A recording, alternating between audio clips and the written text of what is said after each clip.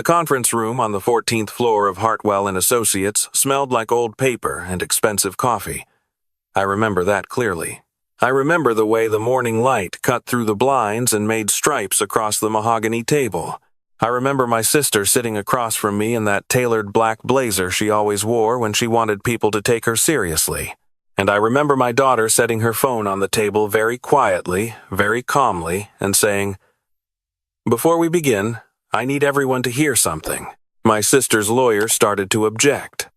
My sister put her hand on his arm and smiled that smile I had known my entire life, the one that said she already knew how everything was going to end.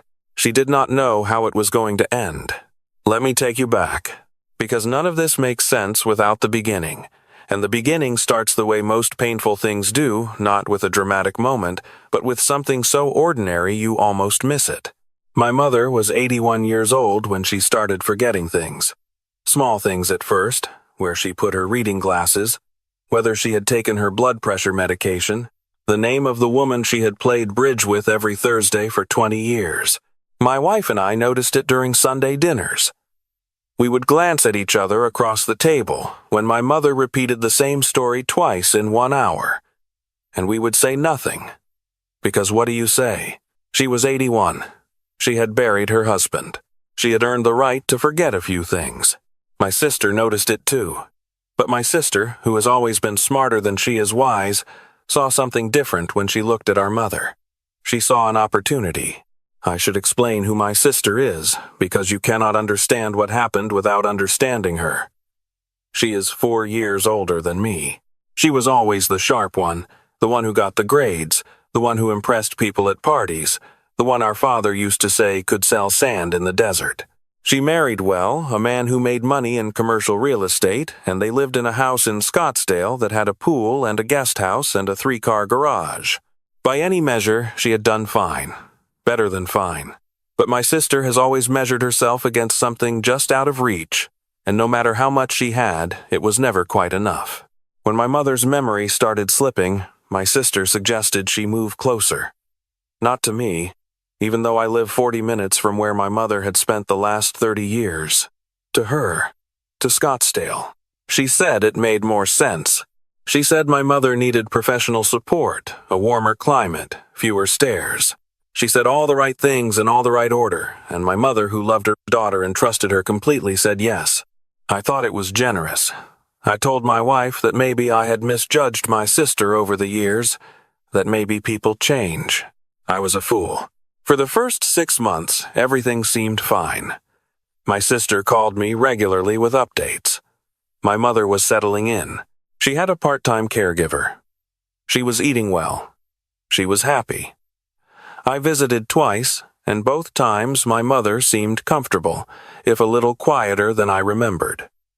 My sister was attentive, organized. She had taken over managing my mother's bills, her medications, her appointments. She said it was easier that way. She said it gave my mother peace of mind not to have to worry about the details. What I did not know, what I had no way of knowing, was that my sister had also had my mother sign a new power of attorney 3 weeks after the move, and that she had used that power of attorney to begin making changes, quiet changes, the kind of changes that are almost invisible until you know to look for them. My mother had a savings account with just over $420,000 in it. The accumulated savings of a woman who had worked as a school librarian for 34 years, who had clipped coupons and driven the same car for 11 years, and never once taken a vacation that required a passport. $420,000 that she had spent a lifetime building because she wanted to leave something behind for her children and her grandchildren. Over the course of 22 months, my sister moved that money. Not all at once, that would have been too obvious. Slowly. In amounts that looked like ordinary expenses. A large transfer here described as home renovation costs. Another one described as medical equipment. A series of smaller amounts described as caregiver fees. The actual caregiver, I later learned, was being paid $12 an hour and working 3 days a week. The fees my sister was documenting were 4 times that amount. The renovation costs were for the guest house, my sister's guest house, which my sister and her husband had been planning to upgrade for 2 years.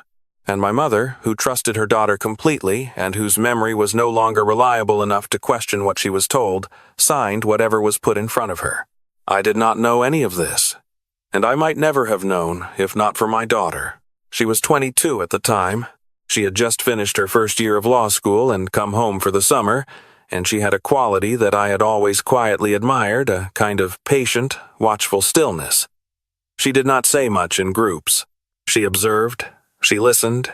She had gotten that from her mother, who is the most perceptive person I have ever known.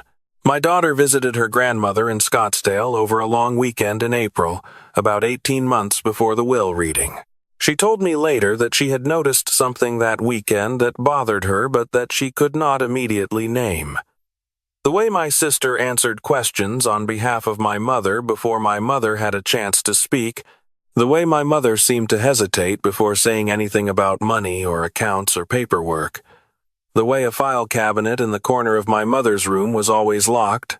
My daughter said nothing to me then. She went back to law school, but she had started paying attention in a way she had not before. She set up a free calendar sharing account and asked my mother if she could have access. She said she wanted to help coordinate her grandmother's appointments from a distance. My sister thought this was sweet. My mother agreed. What neither of them knew was that my daughter was also looking at what appointments were being added and removed, and by whom and when. She started visiting more frequently. Every few weeks, she would drive down for a weekend. She helped with grocery runs. She sat with my mother in the evenings and watched old movies. She was a good granddaughter. She had always been a good granddaughter, but she was also, quietly, methodically, building a picture. She downloaded a voice recording app on a small device she kept in her pocket. In the state of Arizona, one-party consent laws mean that a person can legally record a conversation they are participating in without notifying the other party. My daughter was always participating. She was always in the room. She was always part of the conversation. She recorded my sister explaining to my mother that a transfer needed to happen for tax purposes. She recorded my sister telling my mother not to mention the account changes to me because it would just confuse things and cause unnecessary worry. She recorded my sister and her husband discussing, in the kitchen while my mother napped, how much was left in the account and what their timeline looked like. She recorded a phone call my sister made to the estate attorney, a man named Gerald, who had handled my mother's affairs for 15 years, in which my sister asked him to update the will to reflect a significantly different distribution than the one my mother had originally specified. My mother's original will left everything split equally.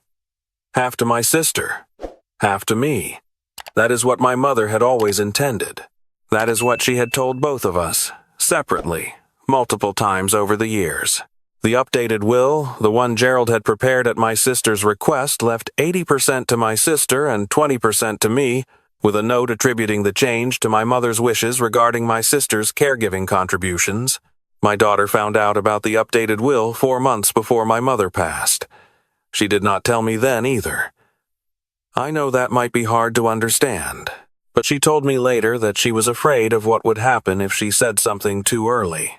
She was afraid my sister would find a way to cover her tracks, move assets offshore, claim my mother had simply changed her mind. She wanted to wait until there was nowhere left to run. My mother died on a Tuesday morning in November, quietly in her sleep. The caregiver found her. My sister called me an hour later, and her voice was composed in a way that I found strange, but attributed to grief manifesting differently in different people. We made the arrangements together. We buried our mother beside our father in a cemetery in Phoenix on a cold, clear Saturday, and I stood at the graveside and thought about the woman who had packed my lunch every morning until I was 12 years old and had never once complained about the life she had been given. 2 weeks later, we were scheduled to meet at Gerald's office for the reading of the will. My daughter asked to come. My sister said, of course, family was welcome. My daughter said thank you and sat in the passenger seat of my car for the 40-minute drive and did not say much. I assumed she was grieving. I did not know she had her phone in her bag with 22 recordings saved on it, each one time-stamped, each one clear enough to be entered as evidence in a court of law. We sat down at that mahogany table. Gerald distributed copies of the updated will. I looked at the numbers and felt something cold move through my chest, not because of the money, not immediately, but because I recognized instantly that this was not what my mother had told me. I looked up at my sister. She was looking at the papers in front of her with an expression of practiced composure. And then my daughter set her phone on the table. She said, "Before we begin, I need everyone to hear something." My sister's lawyer started to object. My sister put her hand on his arm and smiled. My daughter pressed play. The first recording was the one from the kitchen, my sister and her husband discussing the account and the timeline. For a moment, the room was so quiet I could hear the traffic 14 floors below. My sister's expression did not change immediately. She is too controlled for that. But her husband looked at his hands. The second recording was my sister telling my mother not to mention the account changes to me. The third was the phone call to Gerald. When Gerald heard his own voice coming out of my daughter's phone, he stood up from his chair. My sister finally moved. She reached over and tried to take the phone off the table. My daughter picked it up first, stepped back, and kept her finger on the screen. I sat very still. I have thought about that moment many times since, and I think what kept me still was not shock but a kind of terrible, settling clarity. The way things click into place when you finally see the shape of something you have been too close to recognize. My sister said, loudly, that the recordings were illegal. My daughter told her calmly about Arizona's one-party consent law. She said she had already spoken with a professor at her law school who specialized in estate fraud, and that the recordings were admissible. She said she had also filed a formal complaint with the Arizona State Bar regarding Gerald's conduct the previous week. My sister picked up her bag. I think she was actually going to walk out of that room. I think she genuinely believed that if she left, if she put enough physical distance between herself and that phone, she could still find a way to manage this. Her lawyer told her to sit down. He said it in a tone that made it clear he was no longer thinking about her interests, but about his own. She sat down.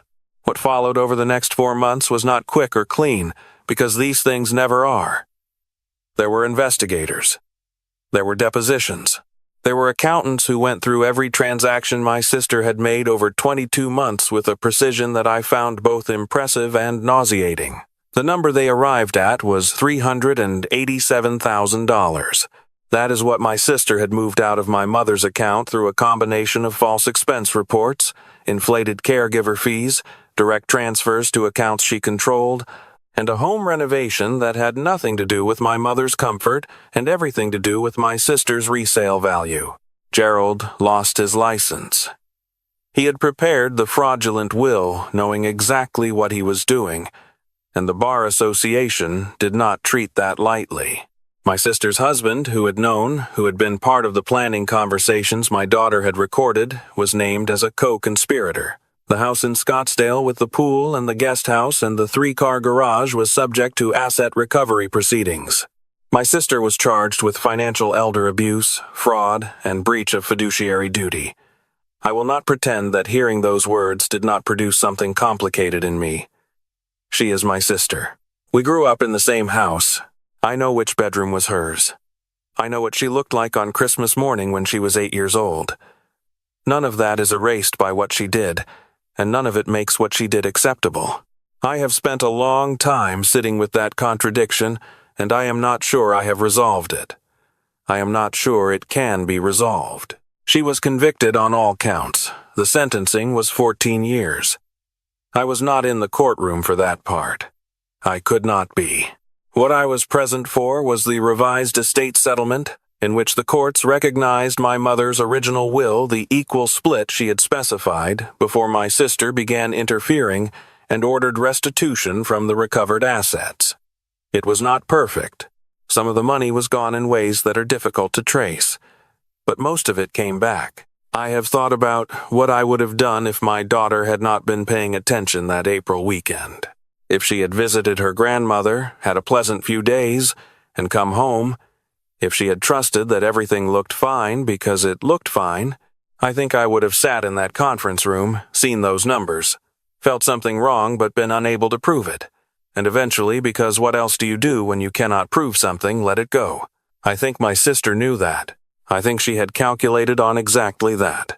She did not calculate on a 22-year-old woman in her first year of law school who loved her grandmother enough to sit in a kitchen and listen and remember and wait. The thing about trust is that it is not the same as blindness. I trusted my mother's memory of her own wishes. I trusted that the people responsible for her care were acting in her interest. I was not wrong to trust those things. What I failed to do, what I think many of us fail to do, especially with the people we have loved the longest, is verify. Not because we suspect something, but because verification is its own form of respect. It says, "This matters enough to protect." It says, "I am paying attention." My daughter taught me that. She was paying attention when I was not. And she did not panic.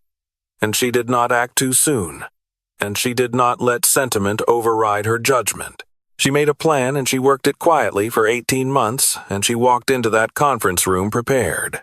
After the settlement was finalized, we went to dinner, my daughter and my wife and I, at a small Italian place we have been going to for years. My daughter ordered the same thing she always orders, a bowl of pasta with a glass of sparkling water, and she did not want to talk about the case. She wanted to know if I was okay. She asked me twice. I told her I was getting there. I asked her when she knew for certain that something was wrong. She thought about it for a moment and then she said, "The file cabinet. Grandma didn't know what was in it." I asked her once what she kept in there and she said she wasn't sure. A woman who had managed her own finances her entire life didn't know what was in a locked cabinet in her own room. She picked up her fork. That's when I knew. A locked cabinet in a room that belonged to someone who no longer had the key to her own affairs. I have two things I want to say to anyone who might be in a version of this situation, either as someone caring for an aging parent, or as someone watching from a distance and not quite sure what they are seeing. The first is this.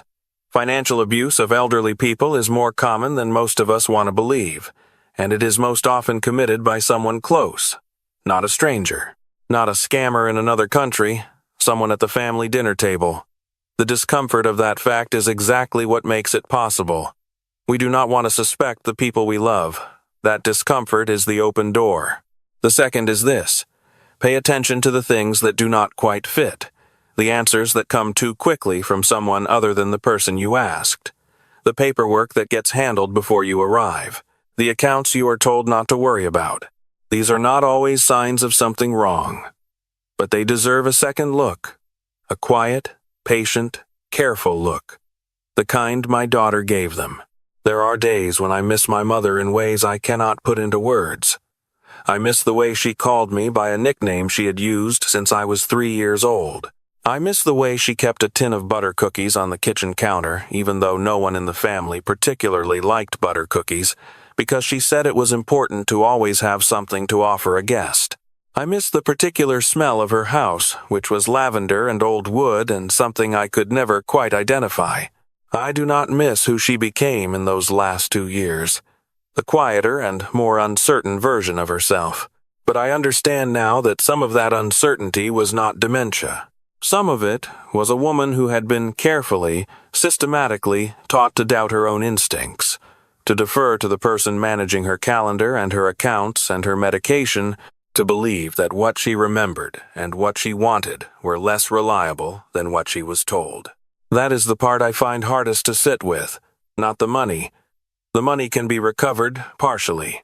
What cannot be recovered is the peace she should have had, the confidence, the knowledge that the people responsible for her were acting in her interest because they loved her, not because they had calculated what they could extract from her. She deserved better.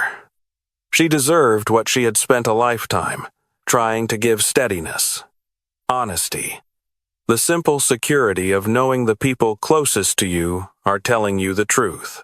My daughter is in her 2nd year of law school now. She has told me she wants to specialize in elder law.